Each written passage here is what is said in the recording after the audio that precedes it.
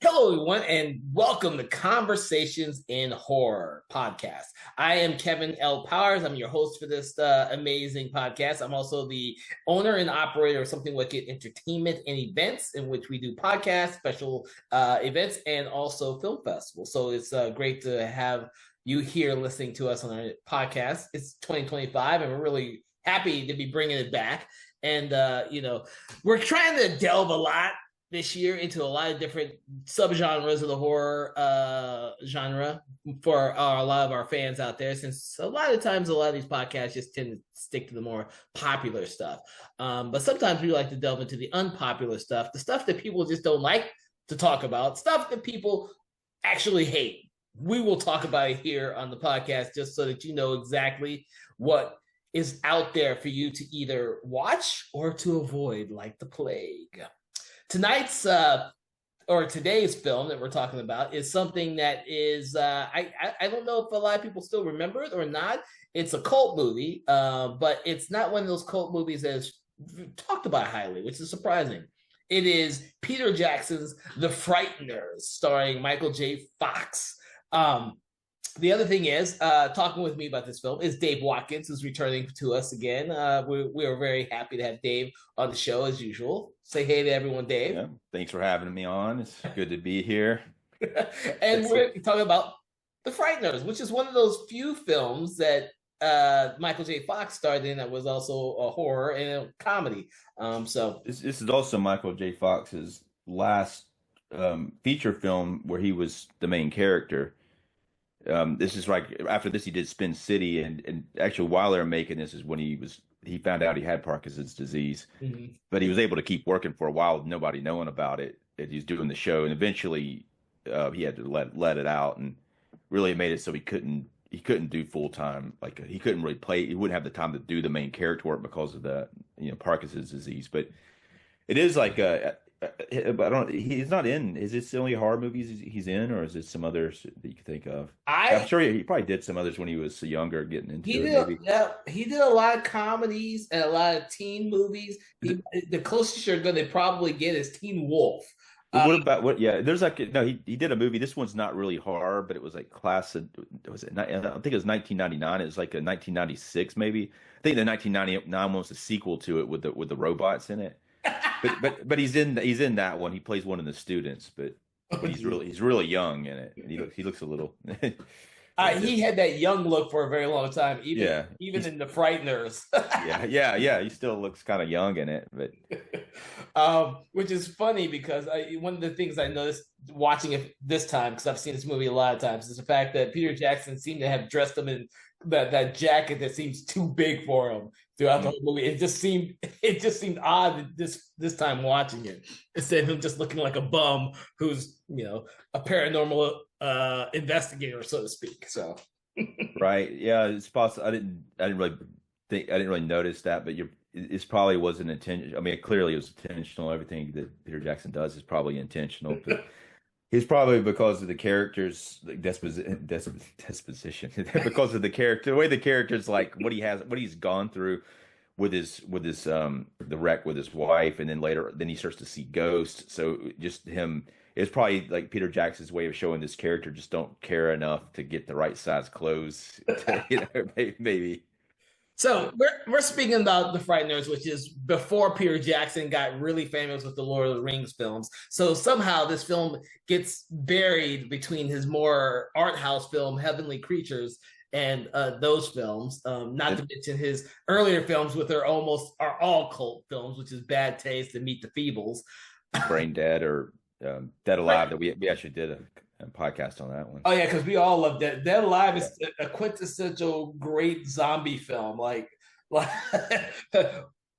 I first saw this one in the theater myself, and I was pretty blown away by it. Really, I thought it was. I really liked the mixture of the horror and the comedy, and it's kind of like almost like a kind of like Ghostbusters meets some kind of serial killer type of film, and at the time it was like when it first came out, it was that this film was the one with the most special effects. Obviously right after this he did Lord of the Rings and everything like that, but this one had more special effects than what people were used to seeing.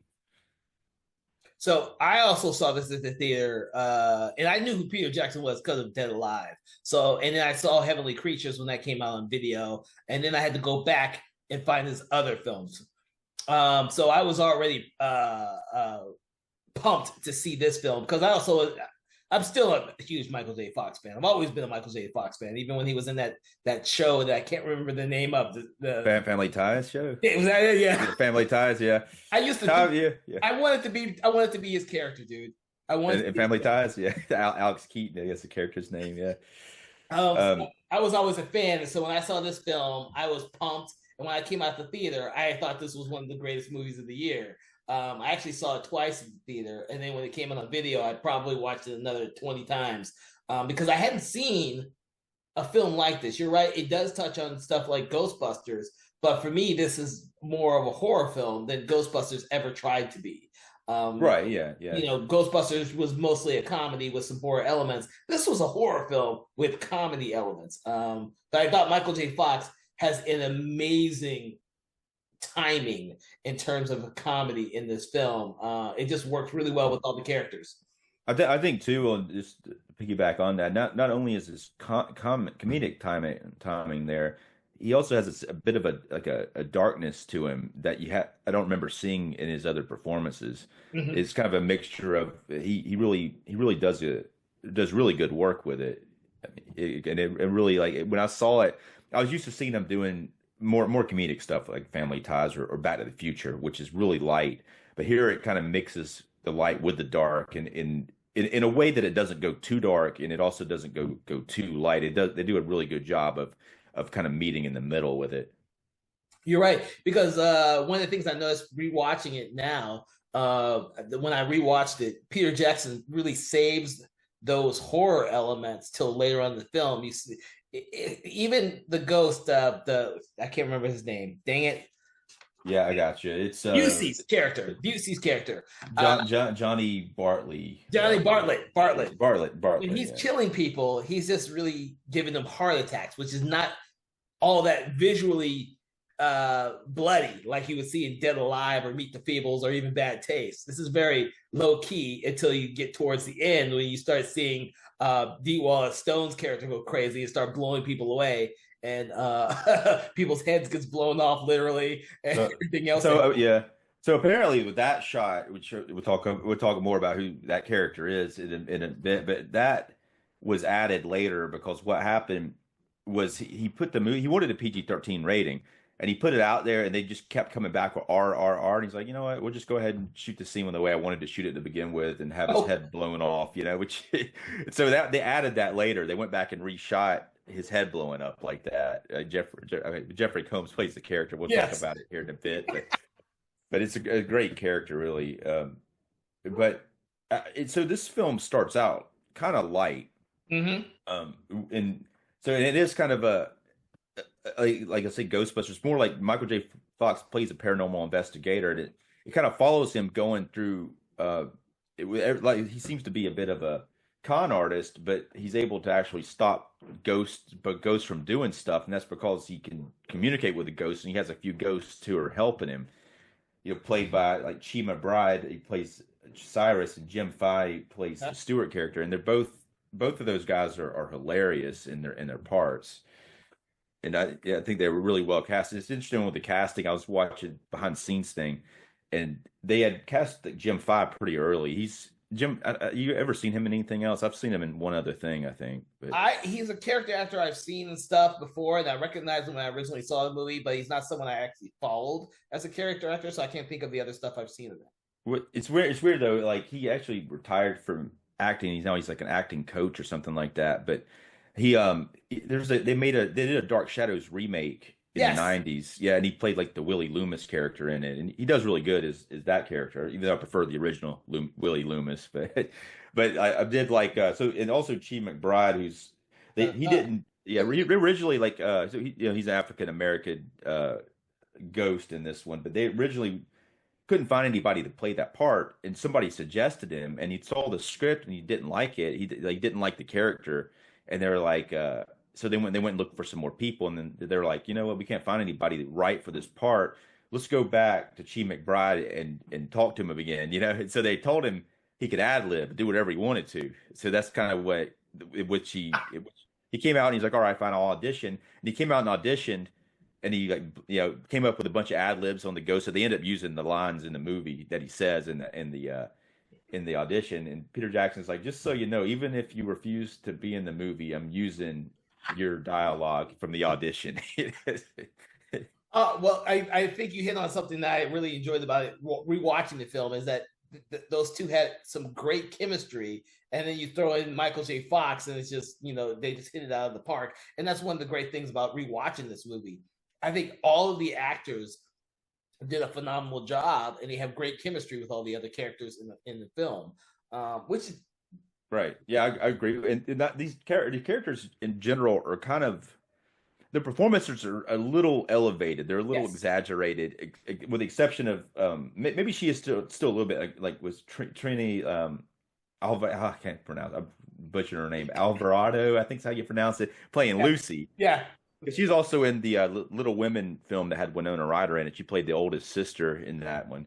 That's the only thing I've seen her in other than this. But That's funny because it's the only thing I could think of too. yeah, I mean, I looked over her movies, and I was like, I recognized her right away because I'd seen the Little Women movie a few times. But her character here is still a little bit elevated, but she's probably the most grounded character in the film, and she kind of Michael J. Fox is a little grounded, but his character is kind of like the one seeing ghosts, so he's not really the character to ground it. But she to me, she's really the only character that doesn't go too exaggerated with her performance. Yes, I agree with you. I think because Michael J. Fox's character is so far removed from normality because he's used to seeing ghosts all the time. He knows how they live. He knows how to react. He kind of has an answer for everything he sees because he's been watching it for 5 years since his wife was killed. Her character is the one that grounds everyone else, and she's the one that ends up believing him when no one else does. Which Right. I thought was interesting. I mean, it's the way it's written. I think Peter Jackson and his writing partner, I can't think of Fran Walt. Yeah, sorry. Yeah, I didn't write it down. Yeah. Fran something, yeah, but Yeah, I think yeah, they've got a great in all their films. Actually, in all their films, they do a great job with writing the characters so that there's always that one character who seems the normal one, and then there's a bunch of them that seem a little bit off. Like there's no real definition for like Jeffrey Combs's FBI character to be like totally bonkers, right. but it Yeah. adds that little flavor to the film that makes it that I don't know. I don't want to say grounded because the whole movie is not really grounded. Right, and it's like it's got a very interesting style right from the beginning. They shot it in New Zealand, so it has that kind of it kind of they're trying to make it look like it's not New Zealand. Mhm. That was part of like Peter Jackson wanted to shoot there. He didn't want to shoot in the States, and so they told him that they could shoot it there as long as he tried to act like it was in the States. But it kind of makes it almost a little bit surreal, just like when you see the landscapes and stuff, Yes. because I mean, it clearly doesn't look like anything I've seen in the United States. It's like No, I noticed that too. I noticed that when Michael J. Fox is just driving through the roads, and like all their curves everywhere, and you see the houses everywhere, and like this doesn't really look like America, and you kind yeah. of it clicks to you that no, this is New Zealand, and it's supposed to take place in America somewhere removed. Yeah. You know, What's hilarious, like in the earlier, like one of the earlier scenes, he goes to the graveyard and he tries to like get some new people to kind of con for some money for the ghost, but then he's driving and he's all pissed off, and then he drives off the road and drives into this guy's fence who's like Lucy's character's husband, and the guy's just like he's all like decked out, and I guess he's been working out, and he's just freaking out about him hitting his fence. It's just that guy's hilarious with Peter Dobson, like the way he plays that character. So there's funny though about that. You ever see the movie Doc Hollywood with Michael J. yes, I love that Fox? movie. Yeah, but it's kind of funny how he runs into the fence just like he runs into it in Doc Hollywood. I wonder if that's intentional. I don't know, but it's like I was thinking about that. I was like, wait a minute, that's kind of what happens in his other movie. Maybe it's like a Ah, homage to it. I don't know. I don't know either, but you just reminded me of that. I had forgotten about that until just now. I because it's been a while since I've seen Doc Hollywood, but Yeah, I still really like that movie of all of Michael J. Fox's movies. Uh, yeah, I'm a little biased because it's hard for me to find one of his films that I have a huge fault with. yeah, I think he, yeah. you know, but getting back to the Frighteners, since we have skipped over a lot of the story elements of it, because we're all talking as though we've seen it a billion times. Well, I was kind of starting from the beginning though. He runs into the fence, and then he's got the guy's got the garden gnomes out there, and the guy like tells him off, and he's like gives him a card. He's like, yeah, just we'll deal with it later. And he backs out and drives over his garden gnomes, and the guy's like about to have a fit, you know. So, then he comes back later. Then he sends the ghost there, and the ghosts like make things look like they're moving around in the house, and then he shows up and tries to save, and he basically makes it look like he saved the house from being possessed. But Yeah, but he also runs over all the garden gnomes on yeah, purpose. yeah. But yeah, he comes back and right runs into the fence even worse. You know? Yeah, that's great though. And then just that guy freaking out.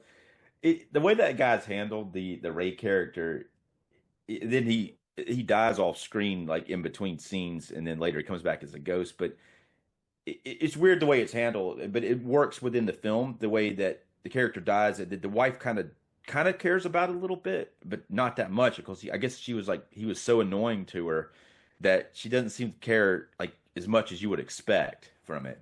Well, no, because you find out during the dinner scene that their marriage was not so good or as good as he had thought it was, which is why he starts getting angry. And then, of course, she gets even more angry when he reveals that he's wasted all of her money, all of their savings. Yeah, And she's yeah, yeah. typical of him. And she's like, yeah, she's like knows that Michael J. Fox's character can talk to him, and she's like, can you ask him what he did with this money? And he's like, but it's I don't know, that's it's so that all that's like it's just almost comedic gold. It's just so damn funny before all of a sudden it becomes horror. Um, did you see the director's cut, or yeah, this has like 14 extra minutes in it compared to the regular cut? I did not see the director's cut because I didn't know it was on the Blu-ray until after I had finished watching it. I think it's interesting. And like Peter Jackson mentions this in the documentary, and it's probably true, but I do like I probably prefer the director's cut, but I've seen the movie before. I think that cutting 14 minutes of it out, it was already like an hour and 50-minute movie. And then so I think now people don't give a shit if it's like 2 hours and 10 minutes. But back then it was like, we would need this thing to be an hour and a half, you know? So it was already pretty long. But it adds a lot of extra scenes with the ghost in it, which are pretty cool. Hmm. That's mostly it's like more of like the Cyrus and Stewart scenes. There's more of them, and there's some more scenes with. We hadn't talked about the third ghost who lives in the house called the judge. Yeah, yeah, Aston, yeah, played by John Aston, who played Gomez in the original Addams Family yeah, show. But completely yeah, unrecognizable though, yeah, yeah. unless you're looking for him. I But know, he's a yeah, I yeah. don't think I recognized him the first time I saw the movie. I saw his name on the credits, but I didn't, who the hell was he in this movie? What? Yeah. What's weird is I did recognize him. I don't know why I did, but it does still look like him, even though he's got like a ton of makeup on. It does still look voice, like him, though. Yeah. voice, it's Yeah. his voice. But they kind of, well, they even like I guess the special effects guys, they made the prosthetics look like his face, just more like exaggerated. But he, he's like a judge from the Old West, kind of reminds me of the character in House 2. You ever see that? Yes. Yeah, but he's not like that character. He's like a good character, but he's also kind of like he's been a ghost for too long and he's kind of deranged. But he lives in the house with the other two ghosts, and he kind of it's interesting on the deleted scenes. There's actually more scenes with the judge that didn't make it into even the extended cut, but he in the deleted, I mean in the movie, that's one thing I think about the film is there's a really good scene the first time he's introduced in the film where he sits down and has a talk with the judge, and the judge talks about how he's been a ghost for too long and he's about time to retire being a ghost. But um but there's more scenes where the judge tends to go with Michael J. Fox more. He rides shotgun in the car when he goes places. It seems to be, which doesn't really happen. Maybe briefly, and you see him briefly in the theatrical cut in the car riding shotgun. But there's a couple of extra scenes with him that makes the character bigger than he is in the theatrical cut. He has a pretty awesome scene in the original version, even in that where the character, I guess he's already a ghost, but when he gets like taken out of the movie, Yeah. which I think we should probably not talk about that right now. But which part? Because I think that's one of the best scenes, really. But Well, up until Bartlett's character is just killing normal people, you don't think the ghost can actually die or be forced to ascend. I don't know exactly which is the way to best word it, because we see some of the ghosts that Bartlett has killed at the very end of the movie.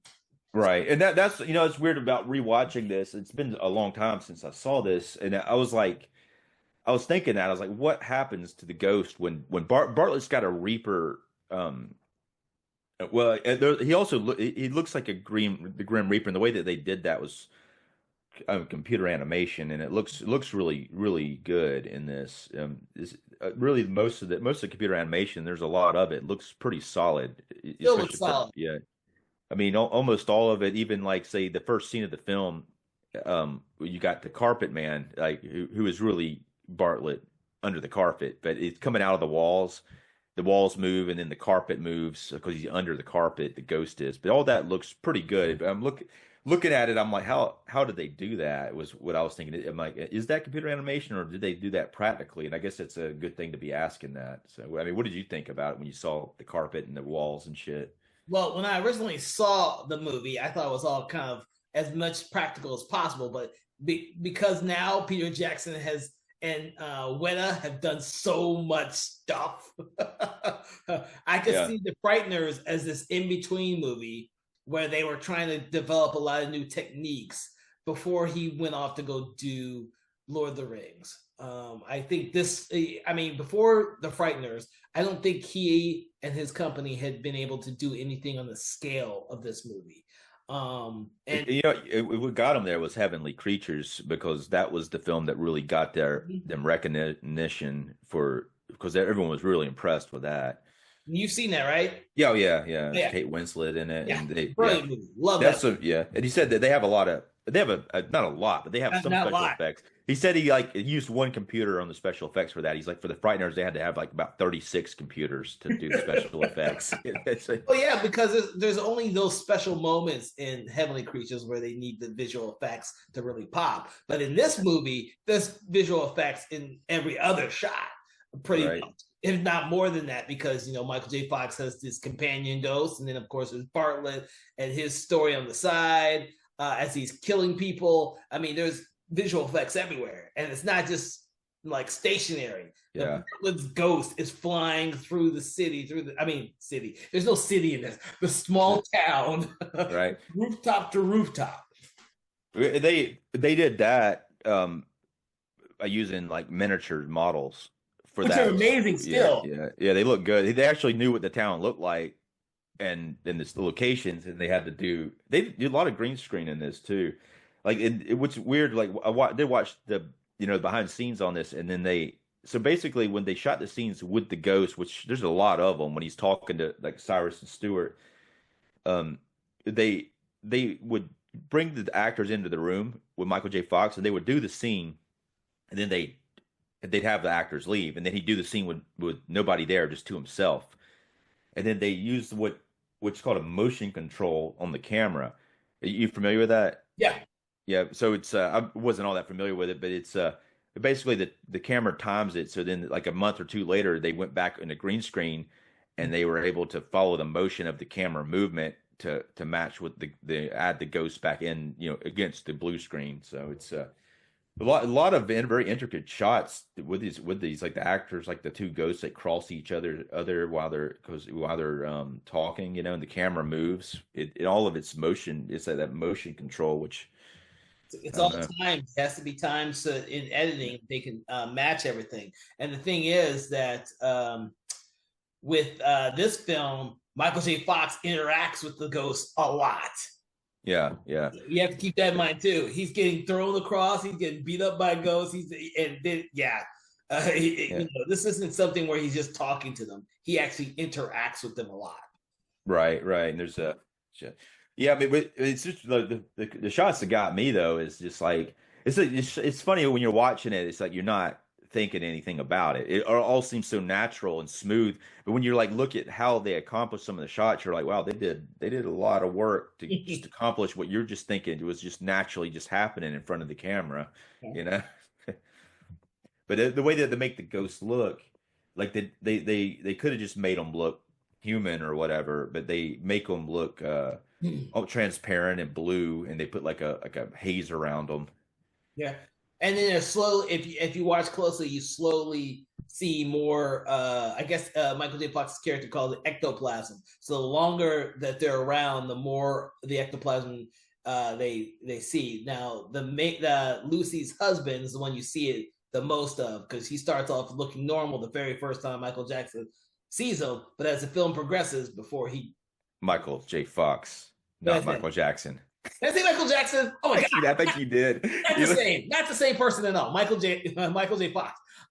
When his character interacts with Lucy's husband, he's normal. But when slowly throughout the whole film, and especially at the dinner scene, you start seeing the ectoplasm coming down his face more. And they say that that's what happens when you get older.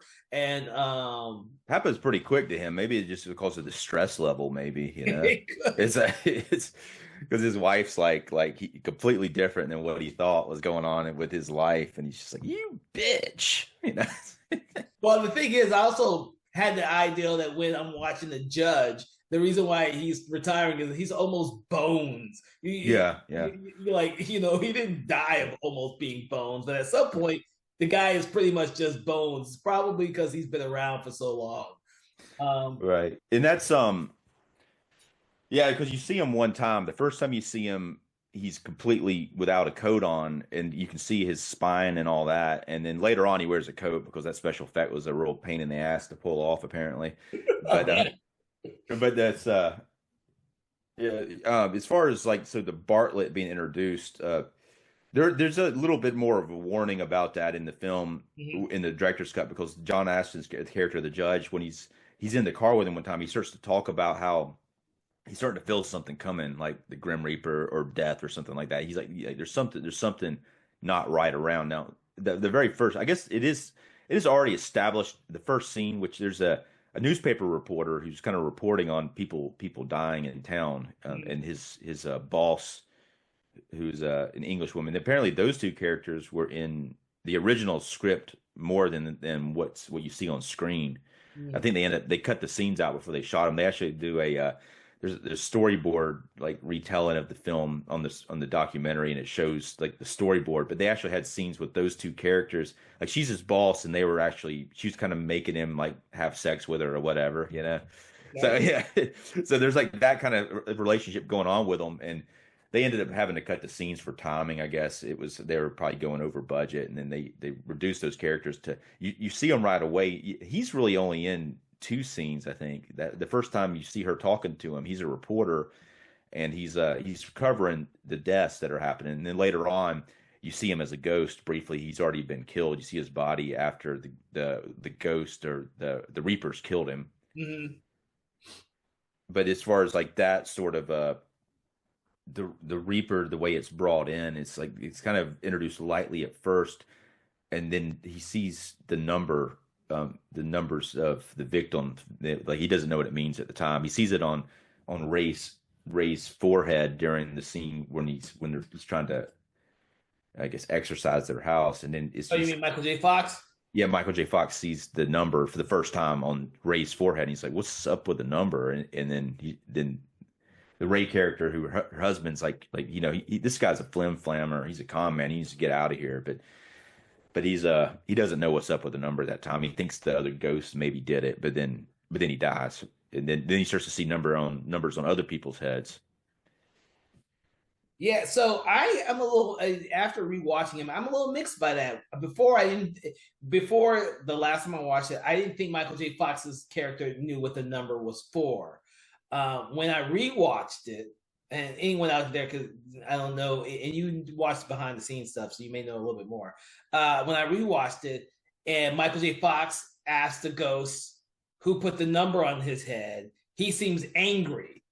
Right, and he should be because his wife was killed and then she had a Exactly. number on her forehead. So, So yeah, so for him, it would be that he doesn't know what the number. He knows what the number meant, but he doesn't know why someone would put the number on some other guy. right. Yeah, I think that's what it is though. I think he thinks the ghost did it, and he doesn't appreciate it because for one thing they didn't Okay. tell him they were going to do it. And for another thing, that was like what happened to his wife. According to the backstory of his wife, which is told later on when Jeffrey Combs, Agent Dahmers, shows up, he tells a story to Lucy about how he killed his wife, and it's told very awesomely. It's like he's like this construction worker, whatever his name was, and it shows like a dolly end of the guy's face. He's like he saw him drive away after a certain time, but he was having a fight with his wife over. They were building a new house, and he pulled a basketball court and instead of she wanted her garden to be there, so he poured a basketball court there, and they were having a fight about that. And then they were driving, and then they had a wreck. But then when he woke back up, she was dead on the ground, far away from the car, with a number carved in her head. And everyone, he didn't remember what happened, and everyone, some people assumed that he did it. He wasn't blamed for it because there wasn't any forensic evidence, I don't guess. But Mhm. I think a really touching part too, when like in the present day house, he never finished the house. He's still living in it. It's a pretty cool. That location is pretty cool. Just the idea of it. It's like a half finished house. The windows aren't even in there. But then the basketball court is decrepit. But he's still he. The only thing good there is the garden. He actually put a garden there where the basketball goal was, where the basketball court was supposed to be, because of his wife was wanted the garden there, and that's the only thing that's kept up at all. Yeah, he keeps telling himself he's going to finish this house, but I think it was the judge who says you're never going to finish this house. Yeah, yeah, yeah, and it's in bad shape for sure. They apparently built that for the film, to that location. They built the inside and the outside for the film, and then they tore it down after they shot all the scenes there. Yeah, well, it's better than building what do you call it, a model of it and then tearing that down. It looked more realistic being in the background of Lucy and Michael J. Fox's character. Right. They're trying to get on with their lives by destroying everything that came before. Which kind of jumped. I guess everyone knows now that Michael J. Fox and Lucy survives. Now that I just said that, but if you couldn't have guessed that, they survived. Well, I think that's like it's pretty good that they survive. It is a little cheesy, but I think it helps because of all they have to go through. It was a little dark what they had to go through. It's good to see like them come through on top at the end. Well, and you say dark, and the third act of this movie gets really dark, especially when they go back to the hospital of the original Bartlett and it was it Penelope. What was Her name's Patricia, played by Patricia? Dewala Stone. Yeah, I know it's RP. yeah, yeah, yeah, Patricia yeah. and Bartlett's complete massacre at this hospital. And of course, people did the public in large didn't realize Patricia had anything to do with it. But one of the great things that I loved about this movie, even though they don't really establish how Michael J. Fox can see the past, I actually love that concept because the audience gets to see firsthand what really happened there. I Um, think I think yeah, they're really like the first time I saw the film, that part blew me away. I was just like, wow, the way it's shot and the way that uh-huh. it progresses forward, like you see like the girl, yeah. So the Patricia is sort of based on a true serial killer and his girlfriend. I don't remember their names, but but Bartlett is the serial killer in the hospital. So he kills, I think, 13 people at the hospital, and they carve their numbers into their foreheads. And then Patricia is, I think she played, was a nurse at the hospital, but she's his accomplice, and she's actually involved with helping him kill people. And later on, before you get to further into the film, you think that she might be innocent. She seems Mhm. like she was maybe like sort of like a pawn in the whole thing, and up until a certain point of the movie when it twists. But But as far as that whole sequence, when you see like Patricia come out and shoot somebody, and then all of a sudden it cuts to present day, and he sees like the real Patricia with the gun who's trying to kill him again. I mean, I guess the only thing about it, I guess there are two things about that particular thing. Which the first thing is, I wish it somehow helped him to see the past because it doesn't help him at all. It actually hurts him. Yeah. Like he almost gets killed because having to see the past. It would be interesting if seeing that actually made him see find. It would have been cool if he could see something in the past that would help him in the present day. You did one thing. Do I know? He learned where the chapel was from the Yeah, oh, past. yeah. You're right. You're right. Yeah, that does happen. Yeah, because otherwise they never would have found the chapel. Yeah. But they never make it in there anyway, so it doesn't really matter. Yeah, that's true. Yeah. I had forgotten that. I kept thinking they made it into the chapel, but they never made it into the chapel. I completely forgot Yeah. about Apparently, that whole part was added on to the movie because like they had the ashes of Bartlett, and it was like it's kind of weird too, though. I guess the second thing I was going to point out, it's kind of weird that the house that Patricia's living in with her mom is right beside the hospital where all these people were killed, and the hospital's like abandoned. So I guess it's kind of odd, but I never thought about that before. But I'm like, I don't know, whatever. It's a movie, and it makes for a really cool ending for that sequence. it. Well, you can think of it this way: since Patricia was originally a nurse there, she just walked to work every day. Yeah. It's a little random, like when that happens. But I never really questioned it before. But when I was watching this time, I was like, it's a little random that they just like. What's funny is like I was watching it, and then I was like, I think I zoned out or something, and then I was like, wait a minute. How did they get from being inside of Patricia's house to being in this like abandoned hospital while they're being chased by Bartlett's ghost who could easily kill Lucy at any moment, you know? Oh my god, yeah, and I was actually glad that they did the twist where they didn't like throw Bartlett's ashes into the chapel. Yeah. That was the end of Bartlett. I love the way the movie ended. I'm not going to give away the way it ended either. But I love the fact that, you're thinking the story might go one way, but they kind of turn it each time. I mean, having Michael J. Fox character, go into a deep, I guess, paralysis slash death so he can go into the afterlife or the other world, the other realm to Yeah. find Bartlett and kill him there was a great sequence. I mean, yeah, it's the sort of thing too. I think that especially near the end of this film, there's certain things that happen that you just kind of have to go with Yeah.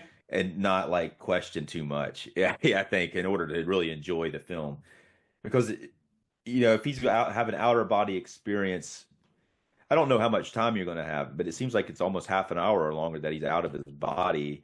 Um, you know, but it just It's seems like 20 minutes and it's supposed to be 20 minutes in yeah, film time, but it could be like 30 minutes for yeah. us watching. I don't know. I mean, I don't know what the science is behind this, but I did see in another film where 9 minutes was kind of like, what was it? I think I saw like it was Smile 2 when they're doing that in Smile 2. They're like 9 minutes was longer than normally. I think like I don't remember what the normal time was. You could be dead and but like he's out a lot longer than 9 minutes, so you got to ignore whatever science is behind that. But like Oh you my say, God. maybe it is like a deep sleep, like you're saying, and maybe he's not really completely dead. He's just like so deep into this sleep. It's like that the spider venom from Lost when they're like they have the they can't move. Oh my God. But they freeze him. So Yeah, yeah, they freeze him to drop his temperature all the way down. Who knows? It's yeah, film logic. They give him yeah. 20 minutes so they can actually get through the rest of the plot. Right. I tell you though, the first time I saw it, I didn't question that at all. I believed him. I was like, yeah, that shit's real. I mean, not like the 20-minute thing, not him being able to be a ghost and do all this other shit that he does, but because he has to be a ghost in order to fight Bartlett, who actually like he's not Bartlett. Once he fights him as a ghost, Bartlett's like kind of like he loses the psi and the cloaks, which makes him less powerful. It seems like he can't really choke. There's something about that which they never explain.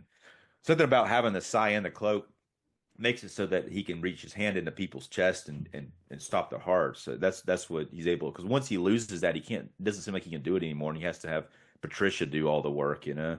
Hmm. Yeah, you know what? I did question that. You're right because when I think it was the part where he has to ask Patricia to kill Lucy because she wants to say, "Can she kill him? Can she kill him?" You know, and instead Yeah. of him just going and killing her himself. You know. Right. Right. Well, because like once he loses the Grim Reaper shit, I don't think so. I don't know why he can do it with that, but it's something he's probably over time being a ghost. He's probably found some way of doing it. Hmm. I guess probably into some occult stuff too. But we didn't talk about the museum scene, which happens in the middle of the film. That's when the judge is chopped in half by Yeah. Bartlett or the Reaper. That whole sequence is friggin' amazing. Like where you think so. There's all these cops like he comes in. All the cops think that Michael J. Fox is responsible for the stuff going on, or Frank Bannister, played by Michael J. Fox. I think he's responsible for what's going on, and then the Grim Reaper is about to, I guess he's about to kill that she's not a reporter, but she works for the newspaper. She's like head of the newspaper. And Probably then the the editor. judge, yeah, editor. And then the judge comes in and starts shooting the Grim Reaper ghost, and it's like he's able to, since he has like fake bullets, he's able to shoot the ghost, and it's a pretty cool scene. You know, it's Yeah. pretty cool when the judge just shows in and does that. But then he cuts the judge in half, and you never see the judge again after that. And later on, he takes out the other two ghosts, Cyrus and Stewart, like the Grim Reaper does, and you don't see them again until the end. Mhm. But something about that causes them to go across to the other side. But in the original script, and they actually shot the scenes too with the judge. Like the judge gets cut in half, and he survives longer than that. He crawls away, and he's able to walk around just on his hands, and his feet and his like, the other half of his body walks around separately. And it shows him a couple more times in the script. Like he goes outside and he gets the dog. There's like the ghost dog to come and he starts riding the ghost dog. And he brings him. Yeah, he's like, I need to go to the cemetery. I'm done. And the dog brings him to the cemetery. And then later on, when Michael J. Fox is in the cemetery as a ghost, he goes into one of the graves and he finds the judge and he gets the judge to help him fight Bartlett at the end. Or not at the end, like because that's not the end, but what you think might be the ending, but it Yeah. really goes on for another like 30 minutes after that. But he comes out and the judge helps him in that fight, and then later on at the very end of the film, the judge shows back up in the last scene and talks to him again and says he's gonna take the dog and he's going west and this other half of his body's going east or something, you know. So, but there was a larger character John Astin played, but they cut out some of that stuff, and it's probably better that they did. I don't because it's such an awesome scene when he gets cut in half, and it's even though it's kind of like it's just very. After that, you're like, what happened to him? Though it is a question of what happened to him. It would have been better had it been like a what he does to Stewart and Cyrus that he basically deflates them and they disappear. You know, if he'd done that to the judge, I think it would have been more obvious Uh, what happened to him. You know. Gotcha. Yeah, now that you told me that, that would make much more sense. I just assumed that he, whatever ghost that Bartlett kills, they just, automatically die. Yeah. But you're right. He's the only one that you don't see deflated or skinned like you need Lucy's husband. You just see Right. his carcass Yeah. flying on top of the car. Right, right. And I guess really you don't have to see it. I guess it's assumed, and that's why they were like they had all these other scenes shot, but they didn't. They have them edited together. You can see them in the documentary. They actually have the scenes edited together, but they didn't finish them. It was like kind of like this is the scene, and we're going to show it to you. But they there was like a lot more they had to do to finish the scene, but then they ended up cutting them, so they never really bothered going back and finishing the scenes. Yeah. There was another character in the film that was cut too, that was called the Guardian. When they go into the cemetery, and there's like this, it's supposed to be this really big character who guards the outside of the cemetery and is like doesn't let them in. The way it was storyboarded, but then they changed it to like it's really weird. It's like a big Cupid thing, and it has wings, and it's like got like a yeah, it's animatronic face, and it looks kind of cool, but it would have been really weird. They cut it out, but they shot the scenes and they actually have them edited together, and it interacts with Ari Arlie Ar, with Arlie Emery's character, who's like playing the same character from Full Metal Jacket, pretty much. But it's a sergeant who's guarding the graveyard. But it's a weird, really weird looking thing. Yeah, but It, Arlie does a great job as the sergeant or of the graveyard. yeah, and they were telling a story about that where they said they wrote the character very similar to Full Metal Jacket drill sergeant, and they tried to cast some people, and then they're like, um, you know who we really want to do this is Arlie. What's his name? Arlie. I don't know why. I know his name, but now suddenly, but they're basically like, the guy from Full Metal Jacket that would be perfect, and they're like wouldn't ask him, and he was like into it like immediately. It's like that. But yeah, that's pretty cool though. He's in it in a couple of scenes. It's Well, you know, Arlie Emery, which was that's what I was trying to say. I don't know why it was. It's funny because I can see his name written out, but then yeah. when I start to say it, I'm like, I don't think I've ever said that out loud before. But I've thought it in my head like 1,000 times. Oh man, yeah, but he's a great. Just like having Jeffrey Combs in there, he's a great character actor to have for that specific role. Right, right, and yeah, Jeffrey Combs is like when that character is just like he shows up. He's like a an FBI guy who's been through a lot of stuff, about a lot of undercover stuff, and he's just unhinged. And it is interesting because you think that he like while Frank's trying to like tell him what's going on, like he tells him the truth, and he just can't hear it. He thinks Mhm. he's still lying, and it's like you think maybe like I don't know. I mean, it's funny that he doesn't get on his side, and he just it escalates because he becomes like he's convinced that Frank Bannister, like Michael J. Fox's character, is the enemy, and he just kind of escalates that thought and won't let it go, no matter what happens. No matter what he sees, he's there to stop him. He thinks he's like the devil or whatever. Which is well for me, which is funny as hell because as much as the occult that his character has been through, because you see him with all the scars. Right, You think that he would be the first person to believe Michael J. Fox's character, Frank Bannister, and what right. he doesn't believe any of it. He simply believes that he is a murderer. And I guess he's an FBI profiler, but it's a little frustrating, but his performance is just like off the chain though. That like Jeffrey Combs' performance, it reminds me a little bit of Jim Carrey, like a little bit, but he does it, but it's a lot darker. Well, I thought he was just like he was in, say, Reanimator. Uh, Yeah, right, right. And he kind of looks like Jim Carrey a little bit, really, a little bit, but not in this movie. He has like a Hitler haircut. He That's what I cut was his about to say. But that yeah, haircut, he cut his hair to look like Hitler, but he actually did some. He not only did he did that, he got real into it. The same thing with like I think with Peter Jackson, what like was like he's like, is that guy still acting? The guy from Reanimator? And they're like, yeah, we can find him. And like the casting director went and found him, and he was like into doing it. But he went with this Jeffrey Combs went to the special effects artist. He had this idea about putting something behind his ears to make his ears stick out more to make him look more goofy, which they did. And he also wears black contacts to make him look more sinister. But I don't know, that character stands out a lot to me. I always thought it was just it's over the top, like, but it's something about it really I think really works. for me, having seen Peter Jackson's Dead Alive and Meet the It, Feebles, and of course Jeffrey Combs in Reanimator, I kind of like just chalked it up that that's just Peter Jackson's personality, and he hired the guy who was I can't remember the character's name in Reanimator, but Herbert West. Herbert West. I Yeah, should know that like right off, yeah, yeah, roll yeah. off the tongue. Right, right. When you're hiring Jeffrey Combs, it's better that he does those kind of quirky characters. Although this one does go a little bit extreme when he starts pulling out huge freaking machine guns and stuff. Yeah. Yeah, yeah, he does. That's when he pulls out the machine gun, it's like, what? But it's, I mean, I don't know. It's everything he does is extreme, and it's just like, I don't know. There's also another cop in here, played by Troy Evans, who does pretty good. He's probably one of the more like likable characters, and he's also one of the more down to earth characters in the film, which you kind of need that to balance out the FBI guy who shows up crazy like that. Troy Evans was actually in Ace Ventura: Pet Detective and Demolition Man as well, playing a cop, I believe, in both Ah, both times. Yeah. I can't remember where I'd seen him from. Yeah.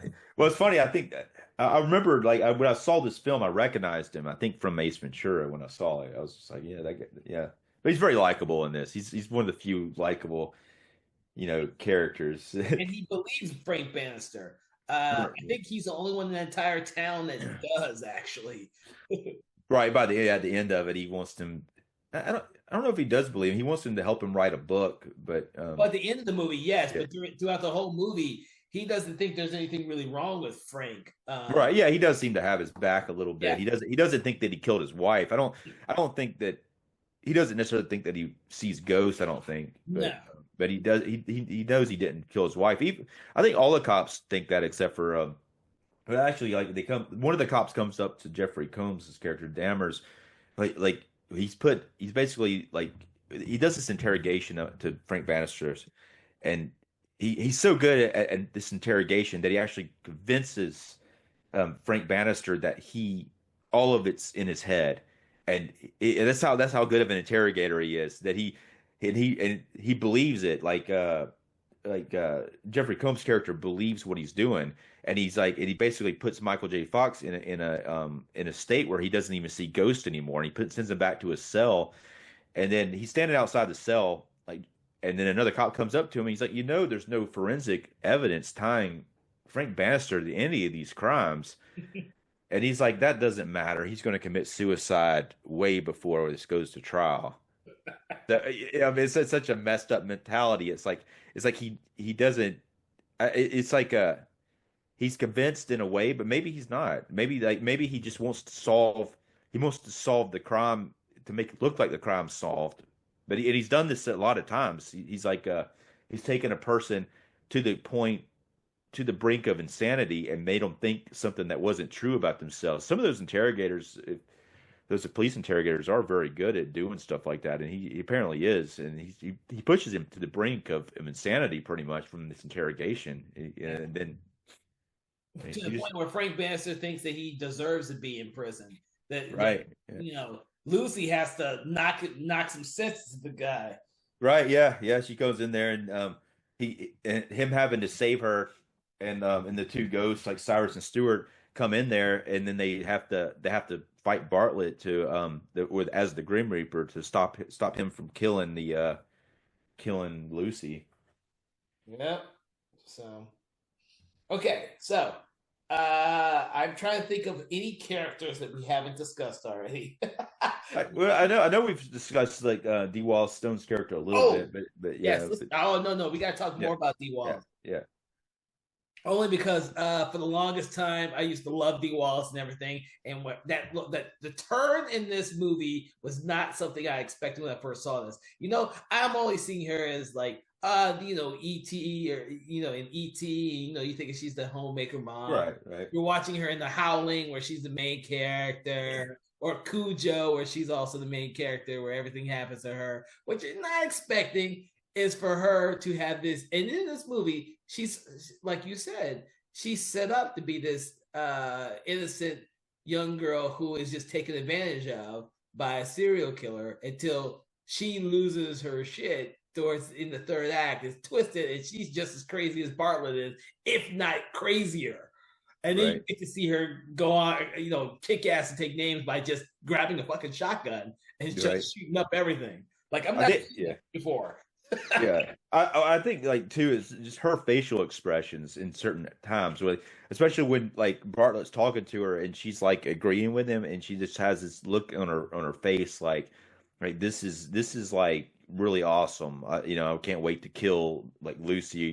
She's like we're killing her, but like we're gonna be real subtle about it. But there's a scene where like the part where Lucy looks back and sees her kind of caressing Bartlett, but Yeah, She can't see Bartlett, and she just looks really like crazy in that part, and she does such a good job of playing that crazy part, because it's like a sweet like psycho, sweet sweet psycho, but crazy, trying to pretend like they're not, and then they once they get to the point where they are revealed, it's just all.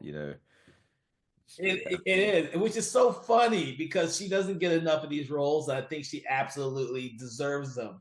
I had to just take a few moments because I actually did have time to speak with her at Days of the Dead a few years back when she came there, and because thankfully Days of the Dead when I was there wasn't a whole lot of people, so I got to speak with her about all her movies. I didn't speak to her about the Frighteners for some damn reason. It just did not dawn on me. We were talking about mostly The Howling, because that's still one of my favorite movies that she's ever done. It's not Yeah. E.T. As much as I think E.T. is Spielberg's best movie. She's just a mother. Right. Yeah. I mean, I would think The Howling to me as well would stand out as like the film I would think about her in because even though she gets a really high billing in ET, she's not in the film that much, you No, know. I mean, no, she's maybe she's maybe if you were to take it by amount of screen time, she's probably like maybe third or fourth build maybe, but because it would Drew Barrymore and Henry Thomas's character both have more screen time I would think than her and ET of course. and Yeah, E.T. Yeah, yeah. aliens. You can't bill ET because he's a puppet, you know. But yeah, no, we spoke a lot about The Howling, but she seemed to me to be someone who would have loved to have played a lot more risque roles when she was younger. But she got this image where she was this uh, leading lady slash good person in most of them because Cujo she is having an affair, but she's still a loving mother. Yeah. And she kind of got stuck with those roles for a long time. But here in the Frighteners, she gets to let it all go crazy. And that actually was a breath of fresh air when I saw the Frighteners originally, because I was not expecting that to happen. Um, I'm older now, so I probably would expect some of these twists and turns much more readily than I was when I originally saw this. I can't remember what year this came out. 1996. 96. So Yeah. I was my first year of college when I saw this movie. Jesus. Yeah. 96. This, yeah, it's like I think the film does an interesting job of shuffling like several different plots. You Yes. have like yeah, because you have like the original idea was the Frank Bannister character just talking with a ghost and doing these like using these ghosts to help him go around and make money. That was kind of the main idea. But then you also have these other plots of like Johnny Bartlett and D. Wallace Stone's character Patricia. It kind of juggles those things together. And there's actually like it seems like that and the numbers end up meeting with that. But it just seems like it's interesting because there's several different plots going on that end up converging. Uh-huh. And that's one of the best things. That's one of the good things about this film because they do converge at some point. These aren't separate little plot points that just don't go anywhere. They actually add to the overall story because it's like a mystery without you knowing it's a mystery until you get to the end. Because there's no one trying to figure this out. Michael J. Fox's character isn't readily trying to figure it out. He's just thrown in there and he sees these numbers. And then he wants to save people, which seems kind of odd, but he wants to. They become people that he's more personal bit with. He's not Well, out there. it's interesting too, though. The numbers, like, it's almost like they're doing it on purpose, like to mess with him because they're doing it in front of him more often. Apparently, with the exception, the first time they do it in front of him is Ray, Mhm. and then but there's several others before that because I think it's like 13 Rays. I think Ray's maybe 24. So there's a lot of people that have been killed between like the people at the hospital and Ray. But all the other ones they didn't do in front of him, but it seems like they want to do it in front of him after that. It's almost like they like I mean I guess they're psychotic and that's kind of like they can't just kill people. Now they like want to do it in front of him because they did it to his wife. They killed his wife as well apparently. Like it shows the flashback of Patricia killing his wife. That was the last one that was a physical one. The rest of them after the 13 were all done as ghosts. I don't know. Right. Patricia, I don't think was involved with those other ones. I don't think she became involved until, like they say, she's only been out of the hospital for 5 years, and that's when everything started to really kick in gear.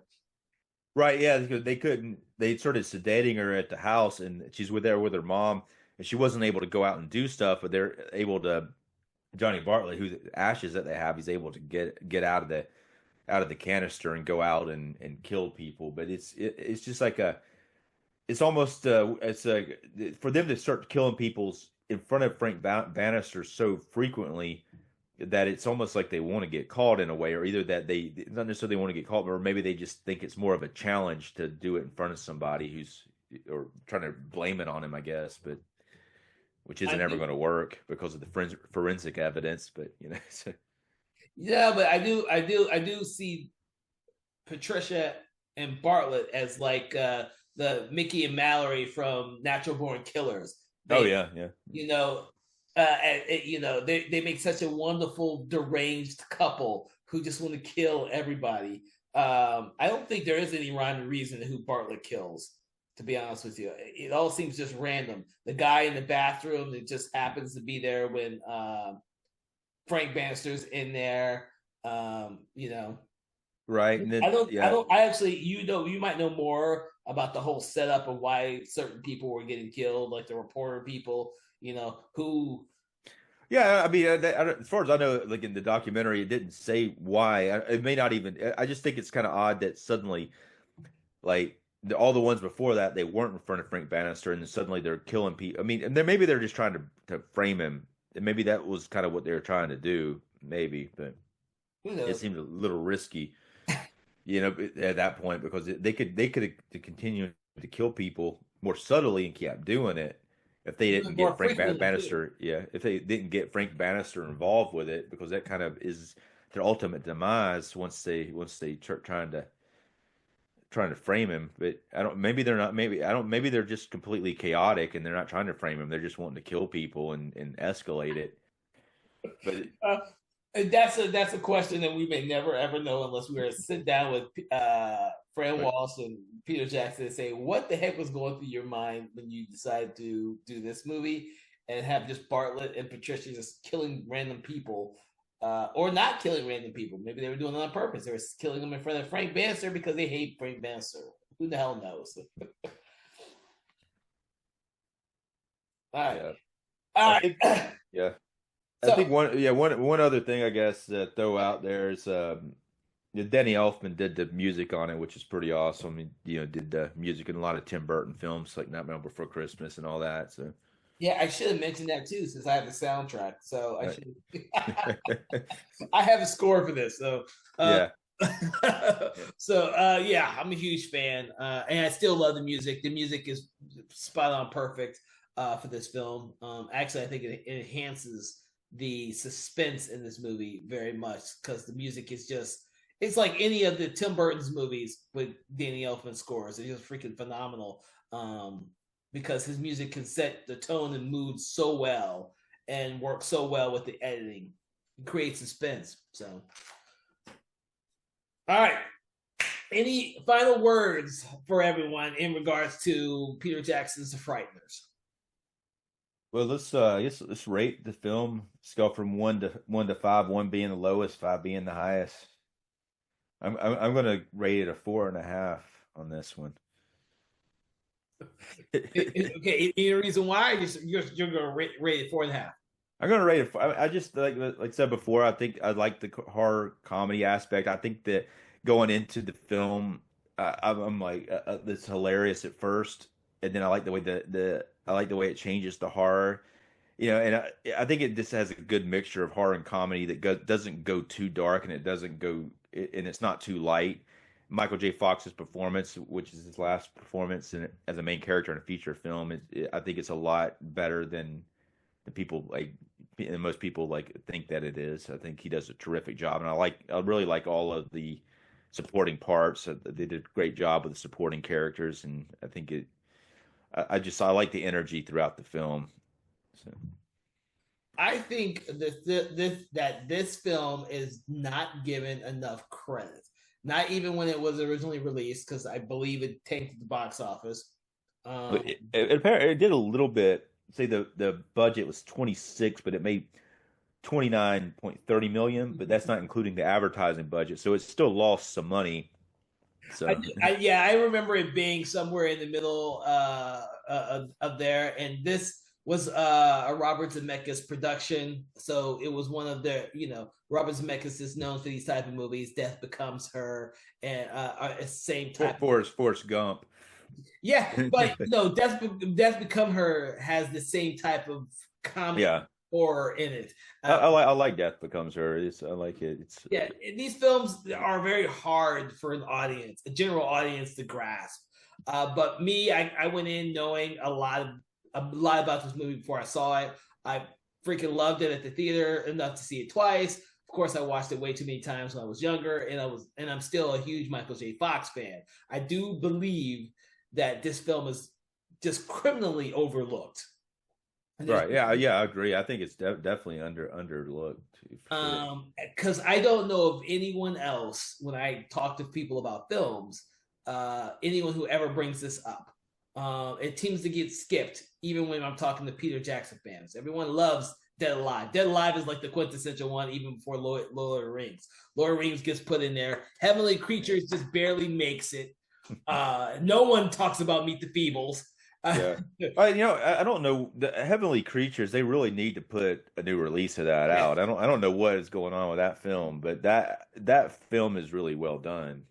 Peter Jackson's kind of trying to do his own upgrades to his movies, and he's getting to them in his own time. He's not yeah, you think that one though of all of them because but at the same time, like I said, yeah, I agree that it's really weird. This is weird though. This film is weird in a way. I think that either you get it or you don't get it. Yeah. I think it's like I've tried to show it to people occasionally, and they just don't. It doesn't jive with them. They don't. They don't. I don't know how. To me, everything works really well in it. It kind of reminds me of Ghostbusters a little bit, but in a horror version of Ghostbusters, and it's Ghostbusters is the easier sell, I believe, because you yeah. have SNL actors in it. But I like this better because of the horror aspects and Yeah. because of the I mean I think it's great between the ghost in it and the main character. So it's weird the way like some people just don't click with it. You can tell right away to me it's like right away I was liking the energy of it. But Mm-hmm. some people just I mean I don't know movies sometimes are hard to get people to get into. I don't know why this doesn't click with some people. It's like It's it's quirky. yeah. Quirky movies are hard. Having a horror comedy that actually talks to a lot of people, like Shaun of the Dead or Ghostbusters, is a little easier sell than having something that's quirky. Yeah. And I believe Peter Jackson's early movies were quirky. Like Meet the Feebles is fucking quirky. Bad Taste is quirky. You have to Right. really get an idea of those type of movies to buy into it. But yeah, maybe it is the exaggerated performances of the supporting cast. Maybe that turns people off. I don't know. Yeah. So But I mean, it's not like right away. It's just not. I don't know. I mean, I mean, it's just so weird to me that people just don't like it. But I mean, I tell you that at the same time, I can watch something and like it. I'd rather just watch it without somebody else watching it because I start to feel with their energy that they're not liking it. It's always surprising to me when when I like something and I'm like, so here's somebody say they didn't like it, and I, say, oh no, I get that. I get that all the time too. But yeah, I'm still gonna see my love of this film has not changed. Even when I rewatch it, it's not changed. I'm still gonna give it. You may think it's a bit much, but I'm still gonna give it 5 stars out of 5 because I've yeah, seen this movie so many times and I still do not get tired of it. This film to me, it's like the opposite for me would be like John Carpenter's The Thing. That is such a depressing right. horror movie, but it's so fucking brilliant. I never get tired. I never get tired of watching The Thing. I've seen it so many times, and I Yeah. still never get tired of it. That's What yeah. So would you get the thing 5 stars as well? hell yeah. I would give Yeah. John Carpenter's Thing 5 stars. Yeah. I So love. yeah, I mean, yeah, I have a hard time giving anything 5 stars, but I mean, this is I mean, definitely one that I could rewatch and keep watching. As long as I don't watch it with somebody who doesn't like it, then I might feel their energy that they need to leave the room if they don't like it. But it's For me to give me a film for 5 stars, it's one of two things. One, I think filmic qualities are so great that I can forgive the fact that I may never ever watch it again. because Yeah. it's such a brilliantly put together film. There are some films that I don't watch that often. I think are filmically great, and I Yeah. don't watch them because for me, sitting it back down and rewatching them, I may never get that experience back again. And then there's those films where I can rewatch them over and over and over and over again, and I never get tired of them. I can watch them and I can see all the great qualities like this one, where the story aspects, where everything comes together. Even though you're saying I'm missing some stuff, it didn't distract from me enjoying the film. I would love to see more of the judge character, Yeah. but to be honest with you, when I'm watching it, it doesn't take away from the film that I don't have those aspects in it. Right. Well, I think that the additional scenes are probably it probably plays better without them. Like as far as the flow of the film, you Yeah. know, especially if you're showing it to somebody who's never seen it before. But it's nice to see the extra stuff, especially like there's more stuff between the ghost, but it is. But like I say, it does kind of maybe mess up the flow of the film a little bit. Yeah. And I like quirky characters in films. I believe that if every freaking character in every movie has to be normal in some way, normal, then I don't tend to rewatch them as often as I could watch them. As much as I love, I'm trying to think of a great movie that I absolutely love. Um, Roma. I fucking love Roma. Give that 5 stars. May never ever watch that movie again. You said Broma or Roma? Roma Roma with an R. Yeah. Yeah, the cinematic qualities of that movie are fucking brilliant. It's shot in black and white. The cinematography is brilliant. The music is brilliant. It's a brilliantly put together movie. I may never ever watch that movie again, but I give it Right. five Right. stars. Yeah. Yeah. No. I feel that. Like I watched something like which I probably will eventually watch this one again. I watched The Holdovers. You seen that one? I'm Is it not Christmas seeing it movie? yet. It's on my list. I've not Yeah, seen that one. it's really good. But after watching it, I was like, I don't know if I can.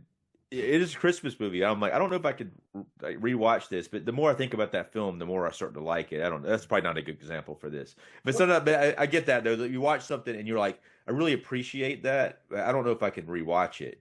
Like at least not immediately. You know. Well, I think that's the same director who did Sideways, I believe. And I It fucking is. Yeah. Yeah. You're right. You're yeah, right. Sideways is fucking brilliant. Yeah. I think it's it's that underrated narcissistic comedy that just fucking works because the cast is brilliant.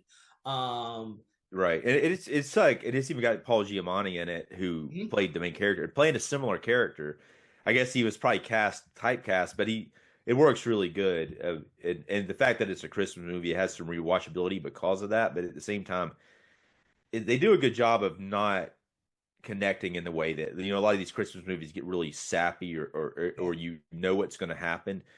You kind of start to feel what might happen, but but it actually treats it in a way that it's more realistic. You don't there's damn Hallmark's really messed up Christmas movies, man. It's just like I mean, it was kind of funny at first, but now it's gotten to the point where it's like you guys need to get real and stop ruining Christmas with your Hallmark shit. There's too many. I hate to say this, gender wise. There's too many female audiences out there who want to see those type of movies during Christmas. So Hallmark, Netflix did the same thing. They doing the same. Every streaming service has got their little Yeah, Christmas movies because people are going to stream them during Christmas. I am yeah. guilty of that this past Christmas. Me and my wife sat down and we watched. I think if you watch my reviews online, I probably watched 10 or 15 fucking Christmas movies that Oh I probably wow. never would have before. I didn't know you did that. That's crazy. I usually watch 2 to 3, and I'm like after a few of them, I'm like I can't do it anymore. Uh, It's like Usually I watch zero yeah, unless there's like a Krampus or a freaking Killer right. the Claws in there. I usually watch zero. Yeah. But this past year I watched a whole bunch of them. And that's the thing is you have to be in the mindset to watch those type of films. And I believe that that's one of the problems with the Frighteners. I think that there is, like you said, I think there's people who just can't. You have to be in the mindset of the world that Peter Jackson is creating. It's not like the world that you're familiar with. It's just a little off. It's All like right. bringing a Yeah. little piece of New Zealand to America for American audiences, but they don't know that it's a little piece of New Zealand. Yeah. And I think it's fantastic, obviously, but I just it's hard. I mean, you can't make somebody watch the No, film, obviously, but it's like if they have to kind of come to it on their own. But I think it's very underrated. yeah, yeah. I agree. I agree. So Dave, I want to thank you for joining me for this conversation on Peter Jackson's The Frighteners. We hope to have more conversations with you in the future, especially about more films on this caliber. Everyone out there who is listening, I want you to. I hope you enjoyed this conversation, and I hope if you've never seen The Frighteners, that you will check it out. It is a film that we both deeply appreciate, and we think that it deserves more attention, not only from the horror crowd, but anyone who likes comedy horror or someone who just likes that type of film in general. It is, unfortunately, Michael J. Fox's last feature-length film that he did before he did television and everything else. But I think it is a great movie for him to have gone out on that people have not seen. So with that, thank you for joining me on Conversations in Horror. We'll be back with more episodes throughout the year 2025.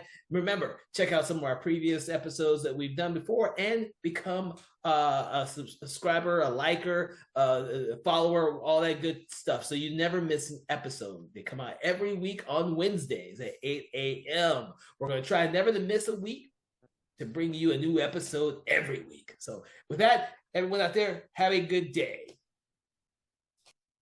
Conversations in Horror is a Broken Lighthouse Pictures production, written, produced, and directed by Kevin L. Powers, executive producer Kelly A. Inoka. All contents and material from this episode of Conversations in Horror is copyright 2025 Broken Lighthouse Pictures.